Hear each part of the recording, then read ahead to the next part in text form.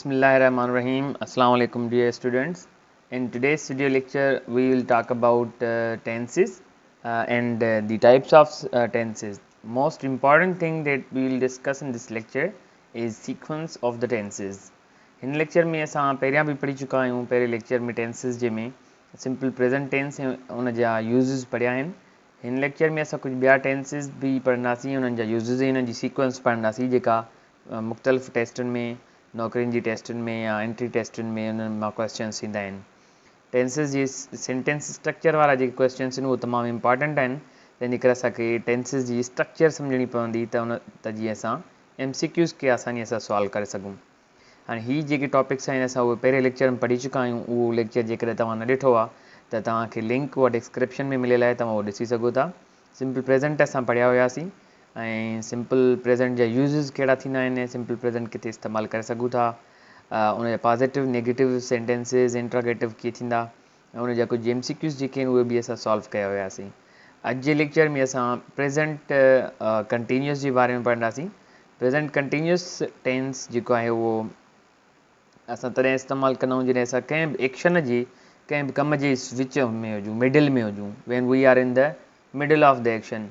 जॾहिं उहो को बि कमु थी रहियो आहे उन टाइम ते असां ॻाल्हायूं था त हीअ कमु थी रहियो आहे या हीअ कमु थी रहियो आहे त उते असां प्रेज़ेंट कंटिन्यूअस टेंस इस्तेमालु कंदा आहियूं. फॉर एग्ज़ाम्पल तव्हां ॾिसो पिया था त कोई माण्हू जेको आहे उहो पॉलिश करे रहियो आहे बूट, तव्हां छा चवंदव the main is polishing the shoes. त उन वक़्तु जेको कमु थी रहियो आहे उन जे बारे में असां ॻाल्हाईंदा आहियूं त प्रेज़ेंट कंटिन्यूअस टेंस इस्तेमालु कंदा आहियूं. प्रेज़ेंट कंटिन्यूअस टेंस में पहिरियां सब्जेक्ट यूज़ थींदो आहे, उनखां पोइ इज़ एम और ऐं उन सां गॾु वर्ब जो इंग फॉर्म यानी कि प्रेज़ेंट पार्टिसिपल इस्तेमालु थींदो ऐं आख़िर में ऑब्जेक्ट इस्तेमालु कंदा आहियूं. I am waiting at the bus stop, I am looking at the pictures now.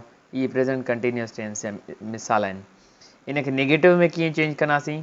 Simply हिन हेल्पिंग वर्ब खां पोइ नॉट ॾींदासीं त नेगेटिव ठही वेंदो ऐं अगरि उहो हेल्पिंग वर्ब अॻियां खणी ईंदासीं, जीअं एम अॻियां खणी आहियूं त उहो इंट्रोगेटिव थी वेंदो. WH क्वेश्चन्स ठाहिणा हुजनि इन्हनि मां त पोइ वाई, वॉट, हू, विच, वेयर, इहे जेके WH क्वेश्चन वर्ड्स आहिनि उहे असां ॾेई सघूं था, पर पोइ बि हेल्पिंग वर्ब उन में अॻियां ई रखिणो आहे. प्रेज़ेंट कंटिन्यूअस जा हेल्पिंग वर्ब्स आहिनि is, am and are. Is किथे इस्तेमालु कंदा आहियूं? जॾहिं ही, शी, इट या को बि सिंगुलर नाउन हूंदो त उते असां इज़ इस्तेमालु कंदा आहियूं. ऐं वी, यू, दे या को बि प्लूरल नाउन हूंदो त उते असां आर इस्तेमालु कंदासीं. ऐं आई सां हमेशह एम ई इस्तेमालु थींदी. हिकिड़ो ई हेल्पिंग वर्ब आहे जेको इन हिकिड़े ई सब्जेक्ट सां इस्तेमालु थो थिए, ॿियनि सां इस्तेमालु न कंदा आहियूं. सो आई सां एम इस्तेमालु थींदी, ही, शी, इट सां इज़, ऐं वी, यू, दे या प्लूरल को बि नाउन हूंदो त उन सां आर इस्तेमालु कंदासीं. हाणे हिन में कुझु वर्ब्स हूंदा आहिनि जेके स्टेट वर्ब्स हूंदा आहिनि, कुझु एक्शन वर्ब्स हूंदा आहिनि. एक्शन वर्ब्स उहे हूंदा आहिनि जेकी को कमु यानी कि एक्शन ॾेखारनि, एक्शन शो कनि सेंटेंस में. ऐं स्टेट वर्ब्स हूंदा आहिनि जेका का हालत ऐं स्टेट शो कनि पर एक्शन शो न कनि. जॾहिं बि असां स्टेट जी ॻाल्हि कंदासीं त पोइ असां उन में प्रेज़ेंट जेको आहे सो कंटिन्यूअस इस्तेमालु कंदासीं, सिंपल प्रेज़ेंट इस्तेमालु कंदासीं. Alright, I am thinking you are right. त हाणे हिते थिंकिंग जेको आहे उहो जेको आहे हिते न थींदो आहे, उहो हमेशह छा थींदो? थिंक थींदो आहे. सिंपल प्रेज़ेंट इस्तेमालु कंदासीं, प्रेज़ेंट कंटिन्यूअस इस्तेमालु न कंदासीं.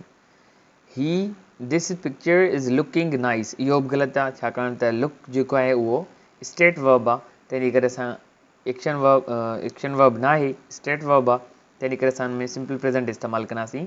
This picture looks nice. He is appearing nervous न थींदो आहे, ही अपीयर्स नर्वस थींदो. सो लुक, अपीयर, थिंक, सीम इहे सिंपल प्रेज़ेंट खणंदा आहिनि. प्रेज़ेंट परफेक्ट टेंस आहे. उन खां पोइ प्रेज़ेंट परफेक्ट टेंस शो कंदो आहे त को बि कमु जेको आहे उहो थी चुको आहे हिन वक़्तु, हाणे उहो कमु मुकमिल थी चुको आहे. हाणे present perfect shows past and present ॿई ॾेखारींदो आहे. त हिकिड़ो कमु हाणे थी चुको आहे, मतिलबु उहो हिन ई टाइम ते थी चुको आहे प्रेज़ेंट में, पर उनखे उहो थी पास्ट वियो आहे, मतिलबु कमु पूरो थी वियो त उनजी उहो पास्ट में हली वियो आहे, पर हिन वक़्तु थियो आहे, तंहिंजे करे असां उन ते प्रेज़ेंट परफेक्ट था इस्तेमालु कयूं. प्रेज़ेंट परफेक्ट में सब्जेक्ट, उन खां पोइ हेज़ या have, verb third form and object use थींदो आहे. प्रेज़ेंट परफेक्ट में हमेशह वर्ब जो थर्ड फॉर्म यूज़ थींदो.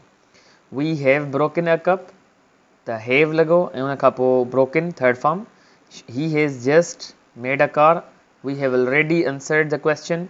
हाणे कीअं कंहिं बि MCQs में या सेंटेंस में कीअं ख़बर पए त ही टेंस प्रेज़ेंट परफेक्ट आहे, त ही वर्ड्स नोट करणा आहिनि असांखे। की वर्ड्स आहिनि, जस्ट नाउ हुजेसि लॻल, जस्ट हुजेसि या ऑलरेडी हूंदो त उहो सम्झींदासीं त प्रेज़ेंट परफेक्ट टेंस आहे, ऐं हुन में हेज़ या हेव ऐं वर्ब थर्ड फॉर्म यूज़ थींदो।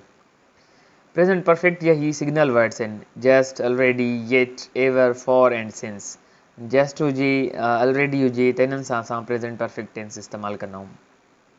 For example, I have just cooked dinner, she has not finished yet. हाणे MCQs में तव्हांखे हिते ॾेई सघे थो, फॉर एग्ज़ाम्पल हिन जॻह ते तव्हांखे उहो डैश ॾेई छॾे, she has not dash yet, त फिनिश, इज़, फिनिशिंग, फिनिश्ड, त हिते असां थर्ड फॉर्म यूज़ कंदासीं finished. We have already clean the ground, ऐं सिंधी में मां थींदी असां उहो कमु करे चुका आहियूं। She has not finished yet, हुन अञा मुकमिल न कयो आहे या हूअ मुकमिल न करे चुकी आहे। We have clean the ground, असां ग्राउंड साफ़ु करे चुका आहियूं, अॻे ई साफ़ु करे चुका आहियूं। उन खां पोइ चोथों जेको टेंस आहे प्रेज़ेंट टेंस जो जेको फोर्थ फॉर्म आहे, उहो आहे प्रेज़ेंट परफेक्ट कंटिन्यूअस, जेको ॾसींदो आहे त कमु कंहिं पास्ट में कंहिं टाइम में शुरू थियो आहे ऐं उहो वक़्तनि ब वक़्तनि जेको कंटिन्यू हलंदो थो अचे, हिन महिल ताईं उहो जारी आहे।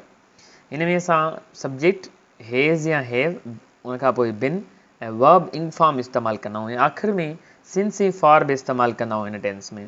फॉर एग्ज़ाम्पल, असां जेकॾहिं ईअं चऊं त असां 2 कलाकनि खां वठी इंतज़ारु करे रहिया आहियूं, मतिलबु टाइम जेको आहे उहो 2 कलाक पहिरियां उहो कमु शुरू थियो आहे इंतज़ारु करण वारो, उहो कमु जेको हलंदो थो अचे ऐं 2 कलाकनि खां वठी असां पिया इंतज़ारु करे रहिया आहियूं, त हुन में we have been waiting here since 2 o'clock। हिते असां सिंस इस्तेमालु कईसीं, फॉर इस्तेमालु करे सघूं था। For example, he has been working in the hospital for 3 years। असांखे का बि पीरियड ॾींदो आहे, अरसो ॾींदो आहे, केतिरनि सालनि खां कमु करे रहियो आहे, 3 सालनि खां, हुन जो मतिलबु आहे त हिते असांखे फॉर हणणी आहे। पर असांखे अगरि पॉइंट ॾिए हा त कहिड़े साल खां कमु करे रहियो आहे, असां चऊं 2017 खां, त पोइ हिते सिंस लॻायूं आहे। त सिंस फॉर जो इस्तेमालु ईज़ी आहे तमामु। जेकॾहिं असांखे पॉइंट ॿुधाईंदो त पोइ सिंस इस्तेमालु कंदासीं, अगरि असांखे पीरियड ॾसे थो, अरसो थो ॿुधाए, त पोइ फॉर इस्तेमालु कंदासीं। मिसाल वठूं, हू केतिरनि कलाकनि खां पढ़ी रहियो आहे, चवंदासीं 3 कलाकनि खां, माना अरसो ॿुधाए अथसि त फॉर। हू कहिड़े टाइम खां, केॾी महिल खां पढ़ी रहियो आहे, 3 बजे खां, सिंस इस्तेमालु कंदासीं। तव्हां केतिरनि सालनि खां पढ़ी रहिया आहियो, असां चवंदासीं 20 years। तव्हां कहिड़े साल खां पढ़ी रहिया आहियो, 2010। माना जॾहिं असांखे पॉइंट ॾिए थो त सिंस, ऐं अगरि असांखे पीरियड यानी कि अरसो थो ॾिए त फॉर। ऐं ॿी हिकिड़ी पॉइंट आहे त लास्ट हूंदो त सिंस ऐं द लास्ट हूंदो त फॉर इस्तेमालु कंदासीं। सो इहे टाइप्स हुया कुझु प्रेज़ेंट टेंस जा, जंहिंखे असां हिन में हिकु ई स्लाइड में बि असां शो करे सघूं था। The cat usually drinks milk, इहो सिंपल प्रेज़ेंट आहे। The cat is not drinking milk now, present continuous, खीर न पी रही आहे हिन वक़्तु। The cat has already drunk milk, हाणे हिते ॾिसो हेज़ लॻल आहे, त वर्ब थर्ड फॉर्म थी वियो ड्रंक। ऐं तव्हांखे वर्ब जा फर्स्ट, सेकेंड ऐं थर्ड फॉर्म यादि करणा आहिनि, जीअं तव्हां आसानीअ सां हिननि में यूज़ करे सघो।